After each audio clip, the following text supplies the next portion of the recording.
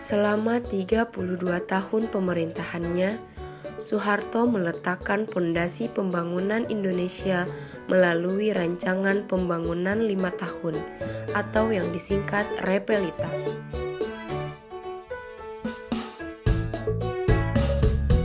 Dalam masa Orde Baru, Soeharto membangun negara yang stabil dan mencapai kemajuan ekonomi dan infrastruktur. Dalam era ini, masyarakat mendapati harga bahan-bahan pokok yang terjangkau, situasi keamanan dan ketertiban yang terjaga, serta tercapainya swasembada beras.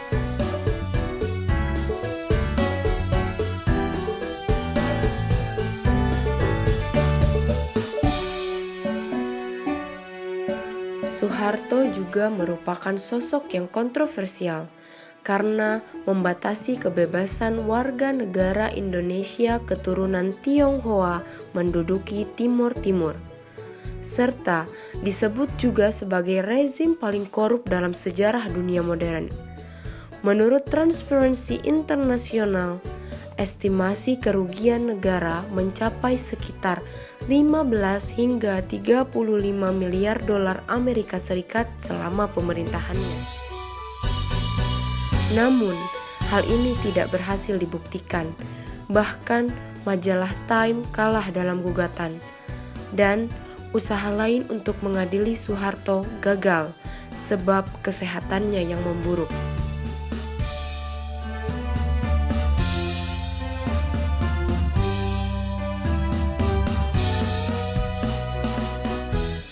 Krisis moneter yang terjadi pada 1997 menghantam semua lapisan masyarakat. Akibatnya, menurut ekonom UI Faisal Basri, harga pangan naik hingga 1000% dan membengkakkan jumlah orang miskin di Indonesia menjadi 118,5 juta orang. Ini memang di luar nalar kita, ujar Faisal dalam suatu kesempatan diskusi bersama mahasiswa IAIN Jakarta pada penghujung 1997. Situasi tersebut tentunya berimbas langsung kepada kehidupan para mahasiswa.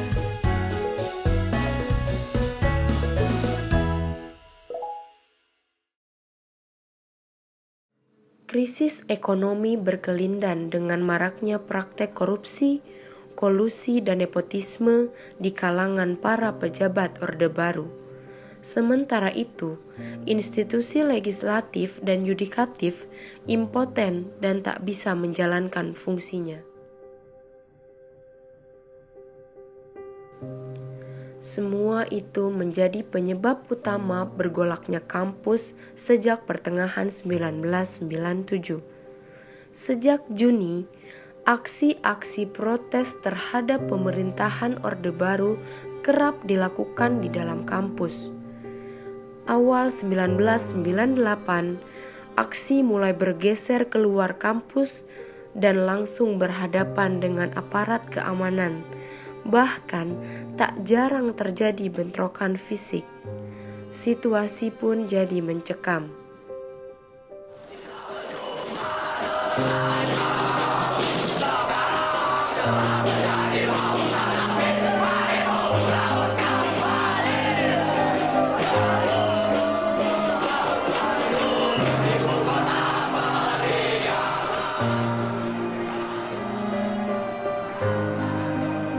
Aksi-aksi mahasiswa direspon secara negatif oleh pemerintah Orde Baru.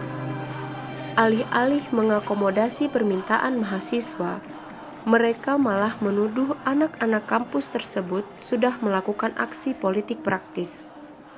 Dalam Republika edisi 15 April 1998, Menteri Pendidikan dan Kebudayaan Wiranto Aris Munandar mengancam secara keras agar para mahasiswa tidak terjebak dalam politik praktis dan mengingatkan sisi negatifnya bagi kegiatan akademik di kampus.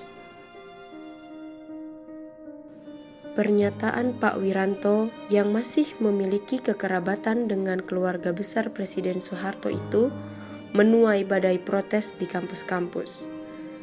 Aksi-aksi anti Presiden Soeharto dan para kroninya pun semakin menggila. tuntutan penurunan harga menjadi sering diiringi juga oleh penuntutan Soeharto lengser dari jabatannya sebagai presiden. Dalam situasi sengsara seperti zaman itu, tak ada pilihan lain, reformasi kehidupan politik atau kami mati sekalian, ungkap Seta.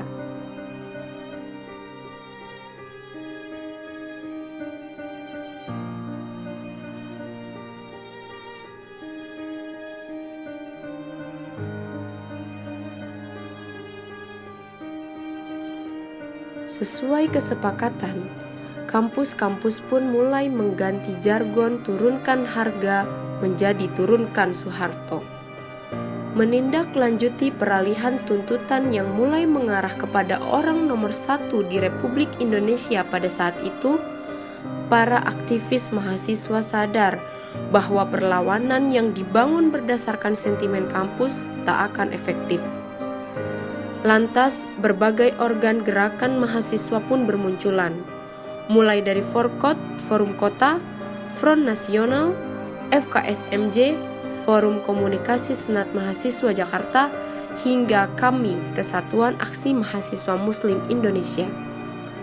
Merekalah diantaranya yang pada 18 hingga 22 Mei 1998 menduduki gedung DPR MPR dan dikatakan banyak orang sebagai penumbang kekuasaan Presiden Soeharto yang sudah berlangsung 32 tahun lamanya.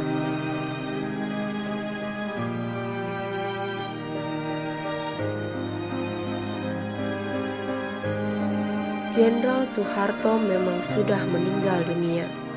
Akan tetapi, seluruh warisan dan tatanan kekuasaannya masih hidup, tumbuh subur, dan bisa kita lihat di mana-mana hari ini. Dengan gagah berani, Angkatan Muda Mei 1998 telah berhasil merobohkan kekuasaan Soeharto secara fisik, mengusir perlahan-lahan militerisme ke barak, memberi ruang bagi kebebasan berorganisasi dan berekspresi bagi seluruh rakyat Indonesia.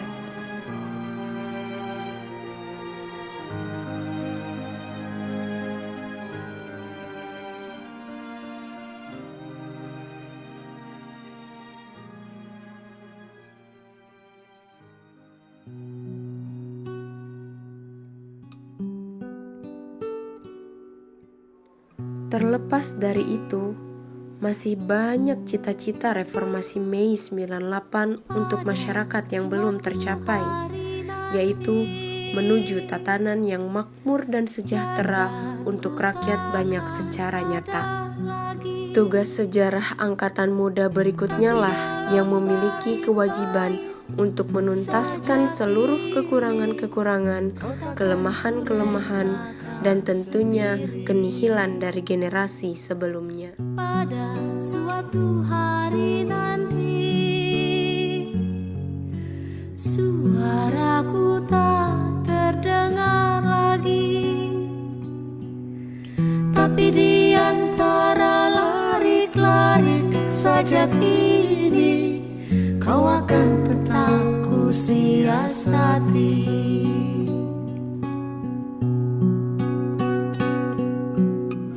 Pada suatu hari nanti, impianku pun tak dikenal lagi, namun di sela-sela huruf sajak ini, kau takkan letih-letihnya ku cari.